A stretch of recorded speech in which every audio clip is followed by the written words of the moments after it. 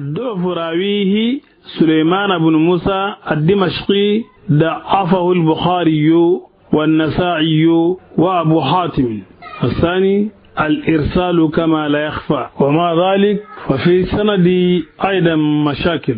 الأولى تخص ثور بن يزيد، فقد اختلف فيه علماء الرجال، ووثقه جماعة وجراه آخرون، ومع ذلك أنه كان قدريا فيما يقال، حتى إن أهلهم صنفوه لأجل ذلك. والثانية تخص الهيثم بن حميد، مختلف فيه أيضا، فوثقه جماعة وضعفه آخرون، وهو أيضا معروف بأنه قدري. ترتيب السند: سنن أبي داود الحديث 648 روى عن أبي توبة الربيع بن نافع هلبي سكن الترسوس، الهيثم بن حميد الغساني، ثور بن يزيد بن زياد الكلاي، سليمان بن موسى اللموي، طاووس بن كيسان يمني من أبناء الفرس. انتهى. الحديث الثاني عشر حديث عبد الكريم بن أبي المخارق البصري. حصلنا على رواية واحدة لهذا الحديث رواها مالك بن أنس رحمه الله. نص الحديث مالك عن عبد الكريم بن أبي المخارق البصري أنه قال من كلام النبوة إلى آخره: ووضع اليدين إحداهما على الأخرى في الصلاة. في هذا السند ثلاث مشاكل. الأولى تخص الحديث نفسه، فهو مرسل، إذ أن عبد الكريم بن أبي المخارق ليس صحابيا ولا نعرف من أين جاء بهذا الكلام. ثانيا تخص عبد الكريم بن أبي المخارق نفسه، إذ اتفق علماء الرجال على تضعيفه وتركه، وقالوا إن مالكا ما روى عن أحد أضعف منه، ولم يكن عبد الكريم من أهل المدينة المنورة ليعرفه مالك جيدا فاعتر بسمته. الثالث تخص مالك بن أنس نفسه، إلى الذي رأينا كيف اختلفت روايته عنه بين الموطأ والمدونة، فهذا سند ليس فيه شيء مقبول على الإطلاق. حديث: إن معاشر الأنبياء أمرنا بثلاث: بتعجيل الفطر وتأخير السهور ووضع اليمنى على اليسرى في الصلاة.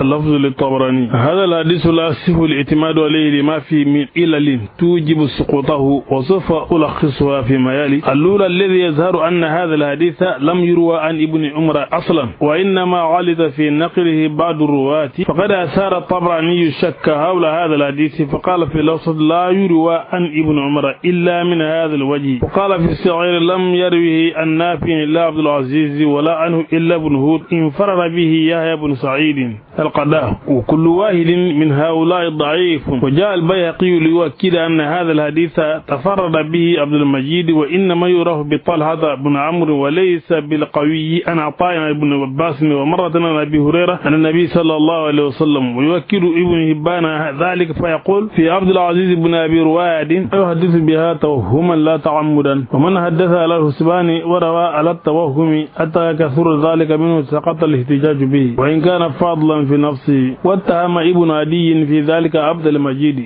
يروي عن أبيه النافع عن ابن عمر، وكل هذه الأشياء غير محفوظة. الثانية أن أكثر رواته ممن تكلم فيه، ففيه عبد العزيز بن أبي رواد روي عن يحيى القطاني أنه قال عنه كذاب، فقال علي بن الجنيد كان ضعيفا وأحاديثه منكرات. وذكر ابن عدي في الضعفاء، وقال في بعض رواته ما لا يتابع عليه. وذكره العقالي في الضعفاء، وروى عن سفيان الثوري أنه قال مات على بدعته. وفيه عبد المجيد بن عبد العزيز قيل كان من ولاة المرجئة. قال الدارقطني لا يحتج به، يترك. على ابن هبان منكر الحديث جدا، يقلب الأخبار غير المناكر المشارف، استحق ترك. كان الهميدي يتكلم فيه. وقال البخاري كان يرى الإرجاء، وقال في أحاديث بعض الاختلاف لا يعرف له 5 أحاديث الصحة. ذكره العقالي في الضعفاء، وقال حدثنا أحمد بن علي قال سألت محمد بن يحيى بن أبي عمر عن عبد المجيد فقال ضعيف. وقال الخزرجي قال أحمد ويحيى يعول في الإرجاء. وقال عبد الرزاق حين بلغ الموت والحمد لله الذي أراه أمة محمد صلى الله عليه وسلم من عبد المجيد. ففيه يحيى بن سعيد القداه قال هيثمي ضعيف. وقال الدارقطني ليس بالقوي. وقال الذهبي له مناكير. ذكره العقالي في الضعفاء الله وقال في حديثه مناكير. الثالثة أنه قد نص بعض المحدثين على ضعف الحديث. قال الشوكاني ضعفه العقيلي فلعله ضعفه لعلة أخرى غير ما ذكرنا. وأما حديث يعلى بن مرة رواه الطبراني في الكبير من طريق عبد الرحمن بن مسلمة الرافع. حدثنا أبو زهير عبد الرحمن بن مغراء عن عمر بن عبد الله بن يعلى عن أبيه عن جده قال رسول الله صلى الله عليه وسلم ثلاث يحبها الله: تعجيل الفطر وتأخير السحور وضرب اليدين إحداهما على الأخرى في الصلاة. تقييم الحديث. دار هذه الرواية على عمر بن عبد الله بن يعلى عن أبيه وهما ضعيفان جدا. وأما عمر بن عبد الله فقال الدارقطني متروك، وقال أحمد والنسائي وابن معين وأبو هاتم والساجي منكر الحديث، وقال ابن معين أيضا ليس بشيء، وقال البخاري يتكلمون فيه، وقال أبو زرعة ليس بالقوي. قيل له فما هاله؟ قال أسأل الله السلامة. وقال جرير بن عبد الحميد كان يشرب الخمر، وقال زائدة رأيته يشرب الخمر. وذكره العقيلي بن عدي والدارقطني في الضعفاء. وقال ابن حبان منكر الرواية عن أبيه. وقال روي نسخة أكثرها مقلوب عن أبيه عن جده، وهذا الحديث من تلك النسخة كما ترى. وقال الذهبي ضعفه. وأما عبد الله بن يعلى بن مرة فقال البخاري فيه نظر، وإذا قال البخاري فيه نظر لأي رجل فهو ممن لا يحتج بحديثه. وقال ابن حبان لا يعجبني الاحتجاج بخبره إذا انفرد لكثرة المناكير في روايته، أرى أن ابنه واهن أيضا، ولست أدري البلية فيها منه أو من أبيه. وقال الذهبي ضعفه غير واهن. وقال الدارقطني لا يعرف إلا بابنه عمر. المصادر تهذيب الكمال في أسماء الرجال، ميزان الاعتدال. وذكره ابن عدي والعقيلي في الضعفاء، وفيه أبو زهير عبد الرحمن بن مغراء قال ابن مديني ليس بشيء، تركناه لم يكن بذلك. وذكره ابن عدي في الضعفاء، وقال الذي قاله علي بن مديني هو كما قال، وهو من جملة الضعفاء. وقد أعله العقيلي والهيثمي والشوكاني بعمر بن عبد الله بن يعلى من تاريخ الكبير، الجرح والتعديل، الكامل في الضعفاء، ميزان الاعتدال. الضعفاء العقيلي، الكاشف، الفتح اللهوذي، المجروحين، ميزان الاعتدال، الضعفاء والمتروكين. ترجمة عمر بن عبد الله. وأما حديث أبي الدرداء رواه الطبراني في المعجم الكبير كما في مجمع الزوائد بلفظ 3 من أخلاق النبوة: تعجيل الإفطار وتأخير السحور ووضع اليمين على الشمال في الصلاة. قال الهيثمي في رجاله من لم أجد من ترجمه ولم أظفر به في معجم الطبراني حتى أنظر في رجاله، ولعله في أهل الأجزاء المفقودة. عن أبي الدرداء أنه قال من أخلاق النبيين وضع اليمين على الشمال في الصلاة. رواه ابن أبي شيبة في المصنف. حدثنا وكيع عن إسماعيل بن أبي خالد عن الأعمش مجاهد عن مورق العجلي عن أبي الدرداء، وهو سند منقطع في موضعين ما بين إسماعيل والأعمش، فإني لم أرى من ذكره روى عنه. ما بين الأعمش مجاهد، قال ابن معين الأعمش لم يسمع من مجاهد. ومورخنا العجلي جاء في سير أعلام النبلاء يروي عن عمر وأبي زرد وأبي الدرداء وطائفة ممن لم يلحق السماع منهم، فذلك مرسل. الرواية الثانية بأن النبي كان يفعله. تذكر بعض الرواية أن النبي صلى الله عليه وسلم كان يضع يديه على الأخرى في الصلاة. فأما حديث شداد بن شرابيل الكامل في الضعفاء رواه الطبراني والبزار والبخاري في التاريخ عن طريق هاوة بن شراه الهمصي. حدثنا بقية بن الوليد حدثنا أبي بن صالح حدثنا عياش بن معنس عن شداد بن شرابيل الأنصاري قال مهما نسيت فإني لم أنسى أني رأيت رسول الله صلى الله عليه وسلم قائما يصلي ويده اليمنى على اليسرى قابلا عليها. ترك الاحتجاج بهذا الحديث معظم القائلين بشرعية القبض في الصلاة، لأنه لا يرقى إلى أن يكون دليلا لما فيه من علل. نذكر منها الأولى أن هذا الحديث مرسل، وليس هنالك ما يثبت صحبة شداد بن شرابيل إلا ما في هذا الحديث من قول رأيت رسول الله صلى الله عليه وسلم، والحديث من رواية عياش هو مع جهالته لم يذكر سماعا من شداد، فصحة الحديث متوقفة على صحبة شداد، وصحبة شداد متوقفة على صحة الحديث. أعود.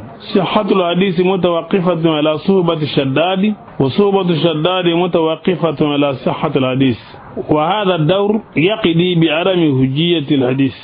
ويؤكد ذلك أنه قد تردد غير واحد من الحفاظ في كونه صحابيا، فقال ابن السكن ليس بمشهور، وقال ابن عبد البر ليس لشداد بن شرابيل غير هذا الحديث، وقال البزار لم يرو شداد عن النبي صلى الله عليه وسلم إلا هذا الحديث، ولم يرو له الطبراني إلا هذا الحديث. الثانية الانقطاع، فإن عياش بن موسى مع أنه مجهول قال فيه الهيثمي لم أجد من ترجمه ولم يذكر سماعا من شداد، وقد نبه البخاري على هذه العلة في التاريخ الكبير. الثالثة أنه تفرد به بقية بن الوليد ولا إبرة بما تفرد به، خصوصا أنه رواه من طريق مجهول العين والعدالة عن مجهول الصوبة. قال أحمد توهمت أن بقية لا يحدث المناكر إلا عن المجاهيل، فإذا هو يحدث المناكر المشاهير فعلمت من أين أتى. قال الخطيب في حديثه مناكر، وقال قطان بقية يدلس على الضعفاء ويستبيه ذلك، يدلس عن الضعفاء ويستبيه ذلك، وهذا إن صح مفسر لعدالة. قال الذهبي نعم والله صح هذا أنه يفعله. وقال أبو مسير إهذار حديث بقية كن منها لا تقية فإنها ليست نقية. فقال عبد الحق بقية لا يحتج به. وقال الذهبي بقية ذو غرائب وأعجاب ومناكر. وذكره الدارقطني والعقيلي وابن عدي في الضعفاء. وقال البيهقي أجمعوا على أن بقية ليس بهجة. وشدد ابن هبان النكر عليه ولم يذكر في الثقات على تساهله في التوثيق، بل ذكره في المجروحين عنده. ويقال أيضا كأني أنظر إلى أحبار بني إسرائيل وأدير أيمانهم على شمائلهم في الصلاة. رواه ابن أبي شيبة بسند حدثنا وكيع عن يوسف بن النبهان عن الحسن البصري، وهو سند تالف ومرسل أيضا. وما أخرجه البيهقي عن روح بن المسيب حدثني عمر بن مالك النكري عن أبي الجوزاء عن ابن عباس في قوله فصل لربك وانهر، قال ودع اليمين على الشمال في الصلاة ففيه روح بن المسيب. قال عنه ابن حبان يروي الموضوعات عن الثقات لا تهل الرواية عنه. وقال ابن عدي أحاديثه غير محفوظة. وكذلك عمر النكري قال عنه ابن عدي منكر الحديث عن الثقات يسرق الحديث وضعفه أبو يعلى المصلي. والجوهر النقي الميزان جزء ثاني صفحة 61. حديث معاذ في الطبراني من طريق الخصيب بن الجهدر كان رسول الله إذا قام إلى الصلاة الآخر، ففي سنده الخصيب بن الجهدر كذبه الشعبة والقطان بن معين. وقال الإمام أحمد لا يكتب حديثه. وقال البخاري كذاب. الميزان جزء 1 صفحة 653. حديث ابن عباس إن معاشر الأنبياء أمرنا بأن نمسك الأخ، ففي سنده طلحة بن عمرو فقد ضعفه بن معين وغيره. وقال الإمام أحمد والنسائي متروك الحديث. فقال البخاري وابن المديني ليس بشيء. حديث عائشة الذي خرجه البيهقي والدارقطني عن محمد بن عبان الأنصاري 3 من النبوة تعجيل الإفطار، ففي محمد بن عبان قال عنه البخاري لا يعرف له سماع من عائشة رضي الله عنها. فكذلك سجاع بن مخلد له منكرات وذكره العقيلي من الضعفاء. وكذلك هشيم كثير تدليس. خبر أبي بكر الصديق موسوعة الدارقطني. قال البرخاني سمعت الدارقطني يقول أبو زياد مولى علي الدراج عن أبي بكر لا يعرف يترك. الثالثة أن المشهور عن ابن عباس أن معنى الآية هو النهر النسك. قال ابن جرير حدثنا علي حدثنا أبو صالح حدثنا معاوية عن علي عن ابن عباس في قوله فصل لربك وانهر يقول إذ بها يوم النهر. وقال حدثني محمد بن سعد قال حدثنا أبي قال حدثنا عمي قال حدثنا أبي عن أبيه ابن عباس فصل لربك وانهر قال الصلاة المكتوبة والنهر النسك والذبح يوم الأضحى. ولم يروي عنه ابن جرير غير ذلك. تكسر القائلون بشرعية القبض برواية ضعيفة وشاذة في تفسير قوله تعالى فصل لربك وانهر. رووا عن أنس وابن عباس وعلي أنهم فسروا النهر بوضع اليمنى على اليسرى عند القيام في الصلاة. وهنا سوف أقوم بعرض تلك الروايات ليكون للمطلع على بينة. فأما الرواية عن أنس فروى ابن عظم عنه أنه قال من أخلاق النبوة وضع اليمنى على الشمال تحت السرة. قال لمبارك فوري لما يقف على سند هذا الحديث، والعلماء الحنفية يذكرونه في كتبهم ويحتجون به ولكنهم لا يذكرون سناده، فما لم يعلم سناده لا يصله للاحتجاج ولا للاستشهاد ولا للاعتبار. قال صاحب الدرة أما حديث أنس من أخلاق النبوة الذي قال فيه العيني إنه رواه ابن حزم وسنده غير معلوم لينظر فيه هل رجاله مقبولون أم لا. وروى البيهقي من طريق عاصم الأول الرجل عن أنس مثل ما روى عن علي وابن عباس في تفسير فصل لربك ونهار. وهذه كما ترى في سنادها مجهول، والمشهور عن أنس في تفسير النار ما رواه ابن جرير قال حدثنا ابن حميد قال حدثنا هارون بن المغيرة عن عنبسة عن جابر عن أنس بن مالك قال كان النبي صلى الله عليه وسلم ينهر قبل أن يصلي فأمر أن يصلي ثم ينهر. وأما الرواية عن علي فقد رواها ابن أبي شيبة والدارقطني والحاكم والبيهقي والبخاري في تاريخ وابن جرير في تفسير من طريق عاصم الجادري عن عقبة بن زهير أن ظبيان وابن صبان على خلاف في اسمه عن علي قال فصل لربك ونهار ودع يمناك على شمالك الصلاة. وفي رواية ودع يده اليمنى على وسط ساعده على صدره. هذه رواية قد ضعف المحدثون بإلل شتى. الأولى أنه قد ضعف بعض المحدثين فقال ابن كثير هذا أنا علي لا يصح، وقال ابن التركماني في سنده ومتنه اضطراب. الثانية أنها مضطربة لمتن فإنها قد ربيت بلفظ ودع يده على وسط ساعده على صدره عند البخاري في تاريخ، وبلفظ ودع اليمين على الشمال في الصلاة عند ابن أبي شيبة وابن جرير في رواية الحاكم والدارقطني والبيهقي في رواية، وبلفظ ودع يده اليمنى على وسط ساعده الأيسر ثم ودعهما على صدره عند البيهقي في رواية وابن جرير في رواية. وفي رواية أخرى في تاريخ البخاري وابن جرير الطبري في التفسير من طريق عاصم الجادري أن عقبة بن زهير أو ابن ضبيان أو ابن صبان على خلاف في اسمه أن علي قال فصل لربك ونهار هو ودع يمناك على شمالك في صلاة. وفي رواية ودع يده اليمنى على وسط صائده على صدره. هذه رواية قد ضعفها المحدثون بإلل شتى. الأولى أنه قد ضعفها بعض المحدثين فقال ابن كثير هذا عن علي لا سيو، وقال ابن التركماني في سنده ومتنه اضطراب. الثانية أنها مضطربة المتن فإنها غير رواية بلفظ ودع يده على وسط صائده على صدره البخاري في التاريخ، وبلفظ ودع اليمين على الشمال في الصلاة عند أبي شيبة وابن جرير في رواية الحاكم والدارقطني والبيهقي في رواية، وبلفظ ودع يده اليمنى على وسط صائده الأيسر ثم ودعهما على صدره عند البيهقي. وفي رواية أخرى في تاريخ البخاري ودعها على الكرسوع. وقد أشار ابن أبي حاتم إلى هذا الاضطراب في الجرح والتعديل، وابن التركماني في الجوهر النقي. فتفسير النهر بنهر البدن أولى وأوضح دلالة.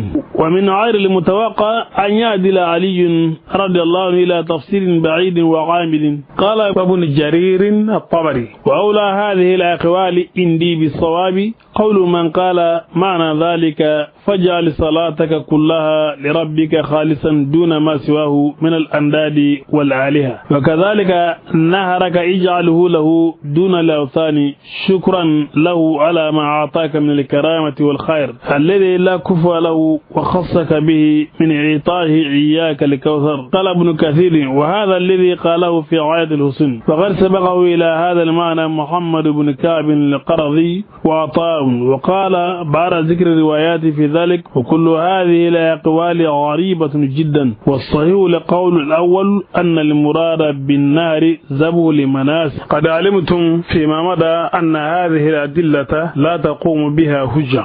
خلاصة القول أن القبض في الفارضة لم يأتي النبي صلى الله عليه وسلم من طريق صحيح.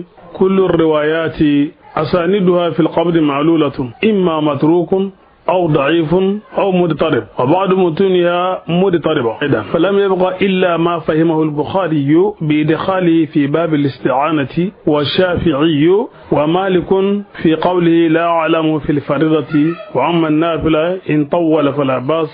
والسلام عليكم ورحمة الله وبركاته، وصلى الله على سيدنا ونبينا وقدوتنا وإمامنا محمد بن عبد الله صلى الله عليه وسلم، إمام المرسلين. سبحان ربك رب العزة ما يصفون، وسلام على المرسلين، الحمد لله رب العالمين. السلام عليكم ورحمة الله وبركاته.